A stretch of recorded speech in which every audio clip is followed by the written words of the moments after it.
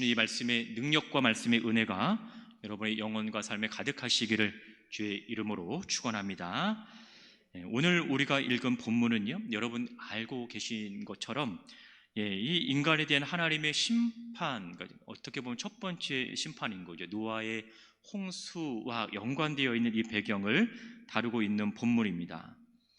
오늘 우리가 이 본문을 읽어보면 왜 인간이 하나님께 심판을 받아서 멸망을 할 수밖에 없었는지를 보여주는 본문으로 우리가 볼 수가 있는데, 자, 오늘 본문을 살펴보기 전에 여러분 창세기 1장을 보시면 하나님의 창조의 그 사역을 우리에게 소개를 하고 있죠. 7일간, 그러니까 6일간, 정확히 말하면 6일간의 창조와 그다음에 하루의 그 쉼이 있는데, 자, 이 창조의 여정 가운데 여섯째 날에 하나님께서는 인간을 창조하셨습니다. 마지막 날에. 그리고 창조하신 그들에게 이렇게 명령을 하셨어요. 창세기 1장 28절에 보니까요, 생육하고 번성하여 땅에 충만하라, 땅을 정복하라, 바다의 물고기와 하늘의 새와 땅에 움직이는 모든 생물을 다스리라 라고 말씀을 하셨죠. 그러니까 번성할 것, 충만할 것, 정복할 것, 다스릴 것을 우리에게 명령을 하셨습니다. 무엇보다 생육과 번성의 복을 우리 인간에게 주셨는데, 자, 생육과 번성의 복은 인간뿐만 아니라 하나님께서 지으신 모든 생물에게 주신 공통적인 복이에요. 그래서 이러한 생육과 번성의 복이 동물에게도 사실 주셨습니다. 다섯째 날에 하나님께서 사람을 제외한 생물을 만드셨는데 1장 22절을 보면, 자, 이들을 만드신 후에 하나님께서 어떻게 말씀하셨어요? 자, 1장 22절 다 같이 한번 읽어보겠습니다. 시작. 하나님께서 여러 바닷물에 충만하라, 새들도 땅에 번성하라 하시니라. 네. 생육하고 번성하여서 충만할 것과 그 다음에 번성할 것을 또한 말씀하십니다. 그러니까 인간에게 주셨던 이 생육과 번성의 복을 동물에게도 동일하게 주신 것을 볼 수가 있어요.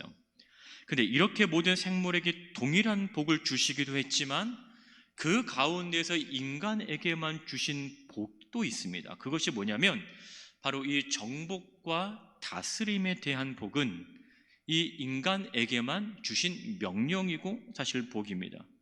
그래서 1장 28절을 다시 보시면 이 인간에게는 생육하고 번성해서 땅에 충만하라는 명령과 함께 정복하고 다스리라고 하는 이 명령도 주시는 것을 보게 됩니다. 자, 여러분, 이 정복과 다스리라고 하는 이 명령은, 자, 정복할 대상 그리고 다스리는 대상에 대한 책임도 있다라는 것을 여러분 우리는 기억을 해야 할 것입니다. 오늘 우리가 읽은 본문에서도 이 사실이 확인되고 있어요. 인간의 죄로 말미암아 인간만 심판의 대상이 되는 것이 아니라, 인간만 멸망의 그런 과정 가운데 있는 것이 아니라 하나님이 지으신 모든 피조물들이 다 심판의 대상에 들어간다는 것을 통해서 보면 인간을 통해서 다스리게 하셨던 이 정복과 이 다스림에 대한 이 명령과 함께 주어진 책임이 모든 피조물 가운데에서도 이루어지고 있다라는 것을 보게 됩니다. 자, 이렇게 생육하고 번성해서 땅에 충만하라고 하는 명령에 따라서 오늘 6장 1절을 보시면, 사람들 인류는 번성하기 시작합니다. 사람이 땅 위에 번성하기 시작할 때에 이렇게 얘기를 하죠. 아담과 하와로 시작한 인간은 점점 번성하여서 그의 수가 점점 많아지기 시작을 합니다. 자, 이러한 번성은 창세기 5장에 보면 아담으로부터 이제 출발하는 그런 인간의 족보, 이제 계보가 나타나기 시작을 해요. 근데 이러한 인류의 번성과 함께 문제도 생겨나기 시작을 하는데, 그것이 바로 뭐냐면 죄에 대한 문제가 함께 동반되기 시작했다라는 거죠. 그러니까 인류의 번성만 이렇게 나타나는 것이 아니고요, 인류의 충만함만 나타나는 것이 아니라 그와 함께 이 땅에 인간으로 하여금 죄가 들어오기 시작을 했고 죄가 만연해지기 시작을 합니다. 그 죄에 대한 결과로 오늘 어떠한 일이 벌어질 것인가를 오늘 우리가 읽은 본문에서 소개를 하고 있는 거예요. 여러분, 우리가 오늘 본문으로 삼은 창세기 6장 5절부터 이 12절까지 보면, 자, 전반부와 후반부로 나눌 수가 있는데요. 자, 전반부인 5절부터 7절까지, 그리고 후반부 가운데 일부인 11절부터 12절까지 보면 두 번에 걸쳐서 반복적으로 인간의 죄악됨을 다루고 있고, 또 이와 함께 하나님의 반응을 소개를 하고 있습니다. 자, 먼저 전반부에 해당하는 5절부터 7절까지 보면, 자, 여기에서 이 하나님의 시선에 들어온 인간의 두 가지 모습을 우리에게 설명을 해주고 있습니다.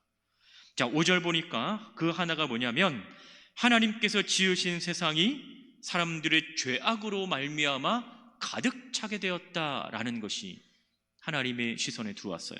그리고 또 하나가 뭐냐면, 그 땅에서 살아가는 사람들의 생각에 나오는 모든 계획이 다 악하다라는 거예요. 그러니까 하나님의 시선에 들어온 것에 대한 공통점 뭐냐면 죄와 관련이 되어 있다라는 거예요. 악한 것들이 그 하나님의 시선에 들어오기 시작을 했다라는 거죠.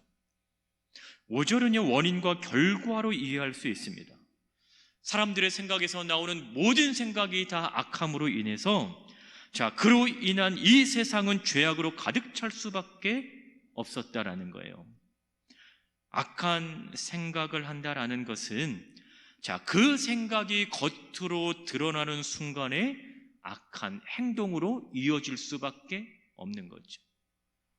악한 생각을 품으면서 거룩한 행동을 할 수는 없을 것 같아요. 악한 생각을 하고 있기 때문에, 그 악한 생각을 가지고 있고 계획을 하고 있기 때문에 그들의 삶 속에서 나타나는 것, 겉으로 드러나는 것은 결국 악함밖에 나타나지 않는다라는 것입니다. 여기서 말하는 이 악함은 사람들의 일반적인 타락을 이야기하고 있습니다. 네, 이러한 이 사람들의 악함이 사람들 안에만 이루어지는 것이 아니라 이것이 세상의 타락으로 지금 이어져 가고 있다는 거죠. 세상을 다스려야 할 인간이 악하기 때문에 그 인간에 의해 다스림을 받는 세상 역시 인간에 의해서 더럽혀지고 있었습니다. 이러한 악함으로 인해서 오늘 본문 6절에 보면, 하나님께서는 땅 위에 사람 지으셨음을 한탄하셨다라고 성경은 기록을 하고 있습니다. 여러분, 성경은 우리에게 어떻게 가르쳐줬냐면, 우리 인간을 지으실 때 하나님의 형상을 따라 인간을 창조하셨다라고 얘기를 합니다. 그러면 그 안에서는요, 이 하나님의 거룩한 속성까지 닮아야 하는 것이 바로 이 인간에게 주어진 책임이고 명령이에요. 이미 하나님께서는 거룩함에 대한 명령을 인간에게 주셨기 때문에 인간은 거룩하게 살아가야 할 책임이 있고, 그 거룩한 삶은 여러분 우리에게 선택적 상황이 아니라 당연한 사실 모습이어야 하는 거예요. 그런데 인간은요, 이러한 하나님의 명령을 어깁니다. 이러한 거룩함과는 전혀 상관없이 살아가요. 하나님의 은혜로부터 점점 멀어져 가는 삶을 살아가고 있습니다. 그러니 남는 것이 뭐였어요? 이 세상에 죄가 가득한 것 외에는 그들에게 있어서 남는 것이 사실 없다라는 거죠. 세상을 정복하고 다스려야 할 책임이 있는 이 인간들의 부패성이 그 인간에게만 남는 것이 아니라 하나님이 지으신 이 모든 피조물 세계 가운데 영향을 미치게 되는 것입니다. 그래서 후반부에 보시면 하나님께서 이 땅에 지으신 모든 것들을 한탄하셨다라고 얘기를 해요. 여러분, 창세기 1장 31절을 보면 하나님께서는 인간을 지으신 후에 보시기에 심히 좋았다라고 얘기를 합니다. 그것도 그저 좋았다라고 말씀하신 다른 피조물과는 달리 심히 좋았다라고 구별하고 있어요. 그러니까 그 좋음의 강도도 인간에 대한 그 하나님의 그 좋으심은요, 두말할 나위 없이 더욱 좋았다라는 그 표현이었던 거예요. 그런데 지금은요, 심히 좋았다고 말씀하셨던 대상인 그 인간 지으셨음을 스스로 한탄하고 계시는 하나님이신 거예요. 6절 상반절 다시 보면 땅 위에 사람 지으셨음을 한탄하사. 그리고 또 하나가 있죠. 마음에 근심하시고. 근심하신다라는 것은 슬퍼함의 의미를 담고 있습니다. 죄로 물든 인간을 보시는 이 하나님의 심정을 엿볼 수 있는 표현이기도 하죠. 그러나 또 하나 근심을 통해서 알 수 있는 것은 바로 이 앞으로 그들에 대한 심판이 불가피하기 때문에 하나님께서는 이 숨길 수 없는 근심을 가지고 있을 수밖에 없다라는 거죠. 결국 하나님께서는 이러한 죄악이 가득 찬 모습을 그저 보고만 있지 않습니다. 하나님께서는 한 가지 계획을 세우고 계시는데, 여러분 7절 보니까 이렇게 얘기하죠. 이르시되 내가 창조한 사람을 내가 지면에서 쓸어버린다. 이건 무엇을 의미합니까? 심판인 거예요. 하나님의 편에서 보면 심판인 것이고, 창조된 피조물을 통해서 보면 멸망입니다. 자신이 만든 창조물을 자신이 없애겠다고 말씀을 하시는 거죠. 본문에서 여러분 쓸어버린다라는 이 말은요, 흔적도 없이 내가 깨끗하게 그냥 밀어버린다라고 하는 말인 거예요.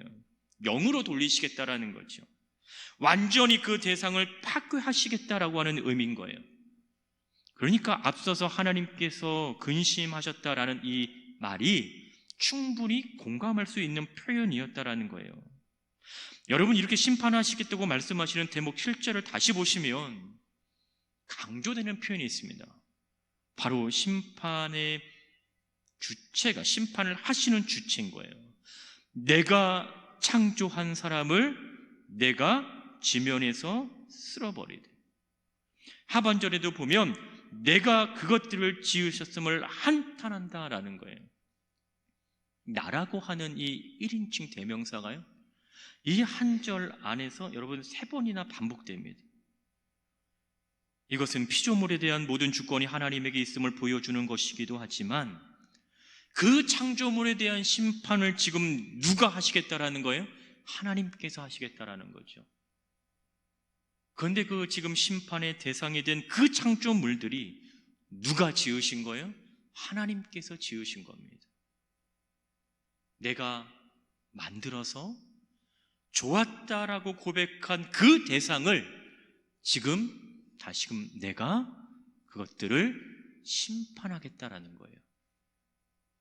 다른 말로 표현하면 완전히 쓸어버리겠다라는 거죠. 내 눈앞에 보이지 않도록 완전히 치워버리겠다라는 그 의미인 거예요. 그러니까 나라는 이 표현이 반복되어 강조된다라는 것은 하나님 자신이 행하실 것이라고는 분명한 의지를 보여주고 있는 표현인 거죠. 근데 여러분, 이 심판의 범위가 인간에게만 나타납니까? 그렇지 않습니다. 7절 보면 인간을 포함한 모든 생물들이 그 심판의 대상이 되고 있어요. 그 이유는 바로 죄악으로 인해서 모든 피조물들이 하나님께서 지으신 이 목적을 잃어버렸기 때문에 그렇습니다. 여러분, 이 심판에 대한 이 진술이 또 나타나죠. 죄에 대한 진술이 또 나타납니다. 오늘 우리가 읽은 본문 후반부인 11절에 보시면, 그때에 온 땅이 하나님 앞에 부패하여 포악함이 땅에 가득한지라 라고 얘기합니다. 하나님 앞에 부패하여 포악함에 가득했다라고 하는 것은 우리가 앞서서 읽었던 5절에서 죄악이 세상에 가득했다라는 것과 동일한 의미인 거죠. 이곳에 항상 모든 악이 지금 그 땅에 가득하다라는 것과요, 여러분, 다른 표현이 아니라는 거예요. 동일한 의미를 지금 가지고 있다라는 것이죠. 그러나 하반부에 보면 이 세상을 좀 더 구체화시켜서 땅이라고 표현하는 거예요. 내가 지은 세상에서, 내가 지금 지은 이 땅에서 이 땅을 딛고 살아가는 모든 피조물들을 내가 심판하겠다라는 거죠. 왜? 그들이 지은 죄로 인하여서. 11절 보면 부패하다라는 이 표현이 나타나잖아요. 근데 여러분, 이 부패하다라고 하는 이 단어가 11절부터 13절에 보면 4번이나 사실 반복이 됩니다. 여러분 11절 보시면 그때에 온 땅이 하나님 앞에 부패하여 라고 나오죠. 또 12절 볼까요? 하나님이 보신즉 땅이 부패하였으니 또 이는 땅에서 모든 혈육 있는 자의 행위가 부패함이었더라. 자, 일단 11절 12절 세 번 나왔습니다. 자, 마지막 한 번은 13절에서 나옵니다. 하나님이 노아에게 이르시되 모든 혈육 있는 자의 포악함이 땅에 가득함으로 그 끝날이 내 앞에 이르렀으니 내가 그들을 땅과 함께 멸하리라. 자, 여기에서 사실 이 포악하다 또는 이 부패하다, 끝에 보면 이 멸하다라는 이 단어가 부패하다라는 또 의미와 함께 쓰여지고 있어요. 그러니까 짧은 이 세 절 가운데 부패하다라고 하는 이 단어가 반복된다라고 하는 것은 그들은 하나님의 심판으로부터 결코 피할 수 없는 상황에 놓여져 있다는 것을 보여주고 있는 거죠. 하나님이 지으신 이 세상이 인간의 범죄로 인하여서 더럽혀지고 부패됩니다. 그러므로 말미암아 무엇이 일어나요? 파괴가 일어나기 시작하는 거예요. 하나님께서 세우신 질서가 파괴가 됩니다. 하나님께서 지신 이 창조의 이 뜻이 파괴가 돼요. 그 창조의 목적을 잃어버린 그 자들이요, 죄로 가득한 삶을 살아가고 있습니다. 근데 여러분, 그 인간들, 그 사람들의 이 파괴적 행위가 얼마나 대담하게 지금 이루어지고 있냐면, 여러분 11절 다시 보시면 하나님 앞에서 부패하였다라고 얘기를 하고 있는 거죠. 하나님께서 지으신 그 인간들이, 또 하나님께서 만드신 그 피조물 세계가 하나님 앞에서 오히려 죄로 물들어가고 있고요, 하나님 앞에서 오히려 그들이 죄를 범하며 살아가고 있습니다. 그들이 가야 할 방향을 잃어버렸어요. 그들이 지켜야 할 그 거룩함을 잊어버린 지 오래되었습니다. 여러분, 그 땅이 부패할 수밖에 없었던 이유는요, 바로 12절 하반절에 보면 땅에서 모든 혈육 있는 자의 행위가 이미 부패하였다라는 거죠.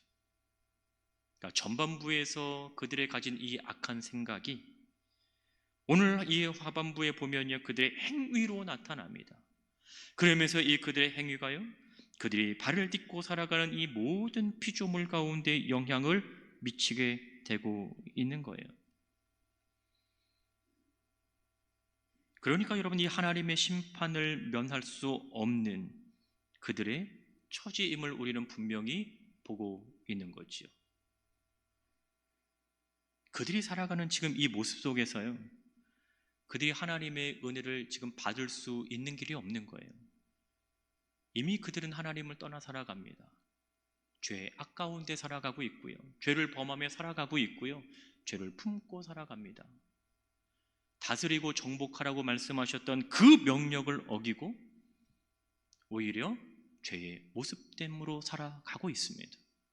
그것도 누구 앞에서? 하나님 앞에서. 하나님 앞에서 바른 삶을 살아가야 할 그들이 오히려 하나님 앞에서 죄를 지으며 살아갑니다. 이러한 모습만을 보면 이들의 결말은요, 그냥 멸망인 거예요.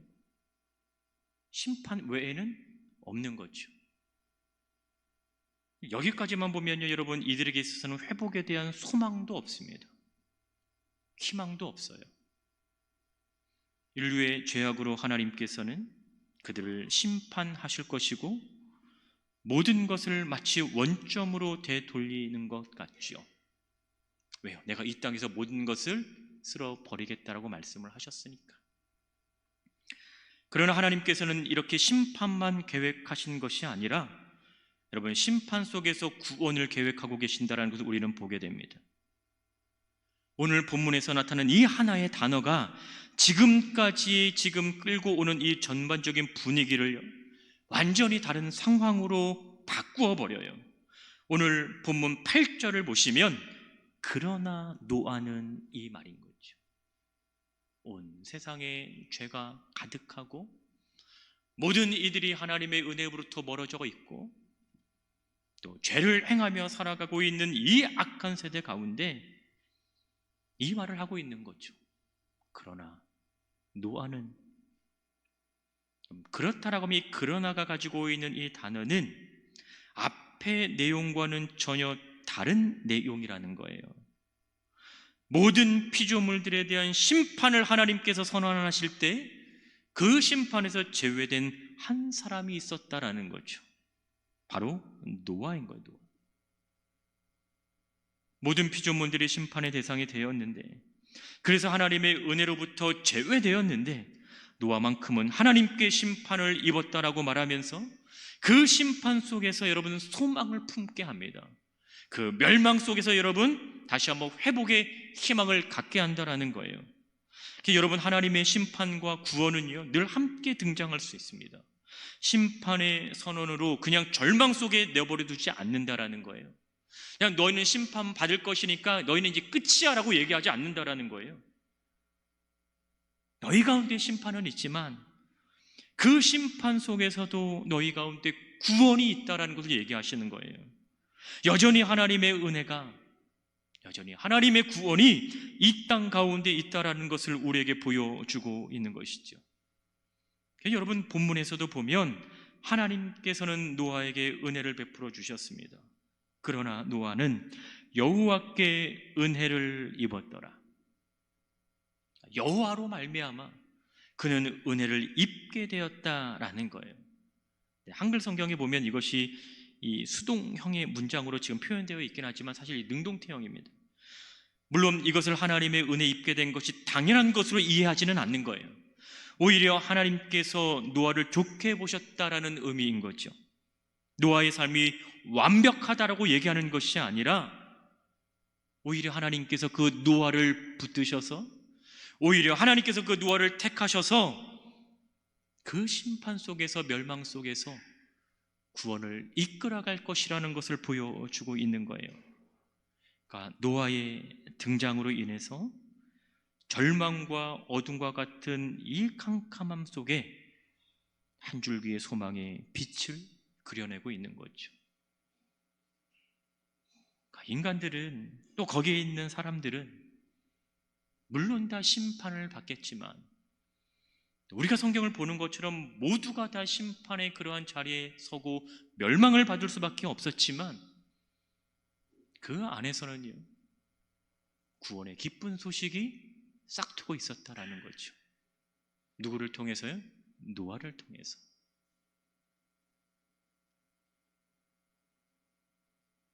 노아의 언급이 이제 9절로 연결이 되는 거죠.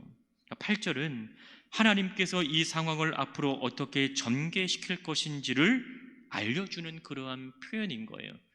그러나 노아는, 이 표현이 앞으로 지금 이제 이야기가 어떻게 흘러갈 것인가를 우리에게 상상할 수 있도록 하는 거죠. 그러면서 9절의 노아의 족보에 대한 언급이 바로 이 하나님의 구원이 노아를 기점으로 새롭게 전개될 것이라는 것을 보여줍니다. 네, 여러분, 이 본문 9절을 읽으면 신기한 게 또 하나가 있어요. 9절에 이것이 노아의 족본이라 이렇게 시작을 하잖아요. 그러면 여러분, 우리가 이렇게 읽었을 때에는 자, 이제 9절부터는 노아의 후손들이 누구인지를 이렇게 쫙 나오면 되는데요, 그러한 우리의 생각과는 약간 좀 다릅니다. 노아의 족보가 이렇다라고 얘기하면서 시작하는 그 말이 뭐냐면 노아가 누구냐라는 거였어요. 그러니까 5절과는 약간 분위기가 다른 거죠. 여러분, 성경 5장을 한번 이렇게 한번 볼까요? 여러분, 5장으로 이렇게 가보면 이것은 아담의 계보를 적은 책이니라 라고 얘기를 하면서, 자, 유명한 그 낳고 시리즈가 있잖아요. 누가 누구를 낳고 누가 누구를 낳고, 이 낳고 시리즈가 여러분 5장에는요 쫙 이렇게 연결됩니다. 근데 오늘 우리가 읽었던 이 9장 6절에 보면 동일한 형식이에요. 이것이 노아의 족본이라 라고 얘기하면서 노아가 누구를 낳고 그 낳은 자녀가 또 누구를 낳고 이렇게 흘러가는 것이 우리가 생각할 수 있는 것인데 그게 아니었다라는 거예요. 족보와 함께 여러분 언급된 것은요, 10절에 나타나는 그 노아의 세 아들 외에는 지금 없는 거예요. 셈과 함과 야벳이라. 그리고 노아에 대한 족보의 이야기가 끝나버려요. 근데 더 신기한 게 뭐였어요? 아까 셈과 함과 야벳이 먼저 나타나는 것이 아니라 노아의 족보라고 얘기하면서 나타나는 그 구절이 뭐였어요? 노아는 의인이다, 당대의 완전한 자다, 그가 하나님과 동행했다라는 거예요. 그럼 노아를 설명하는 이 세 가지의 표현이 노아의 족보와 어떤 관련이 있는 거예요? 우리가 알고 있는 여러분 이 족보의 개념과 좀 다르잖아요. 족보라고 소개하기에는요 조금 빈약합니다. 아니, 많이 빈약해요.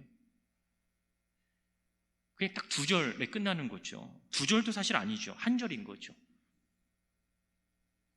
6장 10절이 그냥 노아의 족보에 대한 이야기였던 거예요.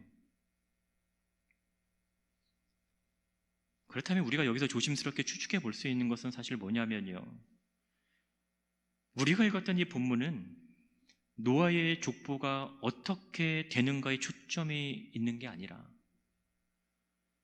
죄악이 가득한 세상을 멸하시고 또 그 멸망으로 인해서 그것이 완전히 끝나는 것이 아니라 그 이후에 새로운 이야기를 만들어갈 인물이 누구이냐였던 거예요. 그것이 바로 이 노아라고 하는 이 한 인물에 초점이 맞추어져 있는 거죠. 이렇게 얘기할 수 있는 이유가 여러분 9절에 보면 노아에 대한 소개로 이어지고 있기 때문이라는 거예요. 노아는 의인이라고 얘기를 합니다. 의롭다라는 것은 여러분 악하다라는 것의 반대말인 게 선하다라는 말이잖아요. 그러니까 이것은 죄악이 가득한 세상 속에서 노아가 지금 하나님의 말씀을 따라 선하게 살아간다라는 거예요. 악과는 상관없이 살아간다는 것을 보여주고 있는 거죠. 그러니까 세상의 악함과 이 노아의 선함이 대조를 이루며 지금 나타나고 있는 거예요. 하나님께서 모든 피조물들을 쓸어버릴 정도로 이 악한 삶을 살아가고 있다라고 얘기하는데 그 가운데서 여러분 노아는 뭐라고 얘기합니까? 이는 악한 자가 아니라 선한 사람이라는 거예요. 그 선한 사람을 통해서 새로운 삶이 시작이 된다는 거죠. 온 세상의 악함 속에서 의롭게 살았던 이 노아 한 인물에게 여러분 시선이 모아지고 있는 겁니다. 또 그는 당대의 완전한 자라고 얘기하잖아요. 완전한에 해당하는 이 단어가 여러분 잠언 28장 18절에서도 동일하게 사용이 되고 있는데요, 여러분 잠언에서 나타날 때는 여러분 성실하게 행하는 이런 거예요. 성실하게 행한다. 그러면 당시에 악하게 행하며 살아갔던 그 사람들과는 전혀 반대의 삶을 살아가고 있는 거죠. 노아가 있었던 그때의 사람들은 악한 생각을 가지고 늘 악한 행동을 품고 살아가고 있어요. 그 악한 생각이 악한 행동으로 나타나고 있습니다. 그러나 반면에 노아는 어떠한 삶을 살았어요? 성실한 삶을 살았어요. 부끄럽지 않은 자가 되기 위한 삶을 살았다라는 거죠. 누구 앞에서 부끄럽지 않은 삶을 살았겠어요? 하나님 앞에서인 거죠. 거기에 있어서 많은 사람들이요, 하나님 앞에서 악을 행하고 악을 생각하고 악을 드러내며 살아가는 그때에 노아는 하나님 앞에서 선을 행하며 하나님의 말씀을 따라 말씀에 순종하는 삶을 살아가고 있는 거였죠. 노아는 이 죄악된 세상 속에서 자신의 믿음을 계속해서 지켜나가는 자였습니다. 따라서 노아는 이 의로움과 완전함으로 하나님 앞에서 믿음을 지키며 살아갔던 자였음을 우리에게 보여주고 있는 거예요. 또 마지막 그에 대한 언급이 바로 하나님과 동행하는 자였다라는 거죠. 의로움과 완전함이 여러분 하나님과의 동행으로 나타납니다. 함께함으로 나타나요. 함께하는 것. 나머지 사람들은요, 나머지 그의 죄를 짓고 살아갔던 사람들은 하나님께서 뭐 한다 했어요? 쓸어버린다 했잖아요. 그러니까 쓸어버리면 하나님과 함께 할 수 있겠습니까? 결코 그렇지 못한 절대로예요. 그런데 노아는 성경에 기록하기를 하나님과 동행하는 자로 기록하고 있어요. 멋지지 않습니까? 여러분의 삶, 우리의 삶을 이렇게 다 기술할 때 만약에 한 문장으로 나의 삶을 설명할 수 있는 표현이 있다라고 하면 여러분 어떠한 말로 여러분의 인생을 남겨놓기를 원하십니까? 어떠한 삶으로 여러분의 인생이 누군가에게 기억되기를 원하세요? 하나님과 동행하며 살았던 자라는 이 한 문장이요, 그 어느 문장보다 여러분 우리에게 큰 위로가 되지 않겠습니까? 그 어떠한 것보다 가장 큰 복이 되지 않겠어요? 누군가는 하나님으로부터 내쳐짐을 받은 자라는 기록으로 남을 건데 하나님께서 쓸어버렸던 그 대상으로 지금 이 사람들이 있었잖아요. 그와는 반대로 하나님과 동행했던 자라고 노아는 기록되고 있습니다. 본문 11절에서도 노아 당시의 상황을 이렇게 얘기하잖아요. 그때에 온 땅이 부패하였다. 그것도 하나님 앞에서. 그리고 땅에 무엇이 가득했다? 포악함이 가득했다. 그러니까 처음에 사실은 죄에 대한 언급이 나오고요, 그 다음에 노아에 대한 언급이 나왔다가 다시 죄에 대한 언급이 또다시 나오는 거죠. 따라서 우리가 읽은 본문의 전체적인 구조를 보면 본문의 앞과 뒤의 내용은 죄악이 가득한 세상으로 인한 심판과 멸망에 대한 내용을 다루고 있지만 오늘 우리가 읽은 그 본문의 중심에 위치한 이 노아의 이야기는 노아를 통해서 무엇을 보여주고 있어요? 구원을 보여주고 있는 거예요. 그렇다면 심판으로 멸망을 이야기하는 것이 아니라 그 심판 속에서 구원을 계획하시고 구원을 말씀하시는 하나님을 우리는 보게 되는 것이죠. 우리의 시선에서는 죄악이 가득한 그 세상이 보여지는 것이 아니고요, 우리의 시선에서는 여러분 그 구원을 이루시는 그 하나님을 우리가 바라보게 되는 거예요. 이러한 노아의 삶의 특징을 여러분 성경에서는 이렇게 묘사합니다. 오늘 본문은 아니지만 여러분 6장 22절을 보면 이렇게 얘기해요. 노아가 그와 같이 하여. 그와 같이 했다라는 것은 앞에서 하나님께서 명령하신 대로 행했다라는 거예요. 또 하나님이 자기에게 명하신 대로 어떻게 했다? 다 준행하였다. 그가 원하는 것을 준행한 것이 아니라 다 준행하였다라고 얘기하는 거예요. 하나님과 동행했던 그 노아는 하나님의 명령에 다 순종했던 그러한 인물로 성경은 기록하고 있고 우리는 그러한 노아를 봅니다. 이런 노아였기 때문에 땅에 있는 모든 피조물들이 심판받을 때 노아는 구원의 은혜를 경험할 수 있었습니다. 그럼 여러분 노아가 대단해서 아니면 노아가 완벽해서 이것이 아니라요, 하나님께서 노아를 통해서 이루어 가시는 그 구원을 우리에게 보여주는 거예요. 하나님께서 쓸어버리겠다고 하는, 한 명도 빠짐없이 남김없이 다 밀어버리겠다고 하는 그 피조물, 이 땅 속에서 구원의 소망을 갖게 하시는 분도 하나님이시라는 것을 우리에게 보여주고 있는 거죠. 여러분은 심판 속에서 멸망을 보고 계십니까? 아니면 심판 속에서 구원을 보고 계십니까? 절망 속에서 좌절을 보고 계십니까? 아니면 소망을 품고 계십니까? 심판과 멸망 속에서 구원을 경험할 수 있는 여러분 되시길 주의 이름으로 축복합니다. 절망 속에서, 멸망 속에서 구원을 보게 하는 그 믿음을 하나님께서 우리에게 주셨어요. 오늘 우리가 읽은 이 본문을 읽으면서도요, 우리의 눈에는 죄가 보여질 것이 아니라 멸망이 보여질 것이 아니라, 심판이 보여질 것이 아니라 그 안에서 우리에게 주어질 구원을 볼 수 있어야 되는 것이죠. 우리에게 허락하시는 이 매일의 삶 속에서 구원의 감사와 기쁨이 항상 넘쳐나는 은혜가 있으시기를 주의 이름으로 축복합니다. 한 주간의 이 삶 속에서도요, 어떠한 형태의 멸망이 있더라도, 어떠한 모습의 절망 속에 여러분이 있더라도 여러분은 구원의 은혜가 있다라는 이 사실을 기억하시기를 주의 이름으로 축원합니다.